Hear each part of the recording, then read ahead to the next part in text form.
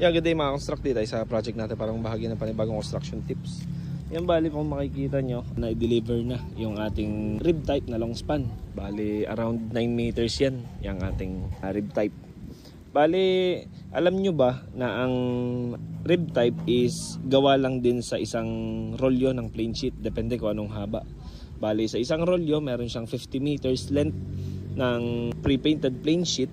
Then pinapadaan nila ito sa machine para maging rib type.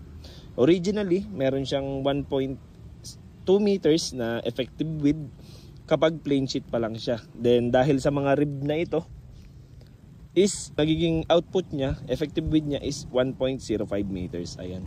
So alam niyo na ngayon kung paano kayo mag-estimate ng roofing kapag meron kayong project. Ayan. So ayan, at kung nagustuhan mo ang ating video, huwag mo kalimutan mag-like at mag-follow para lagi kayong updated sa ating mga construction tips. So once again, this is Engineer Barlan sharing another construction tips.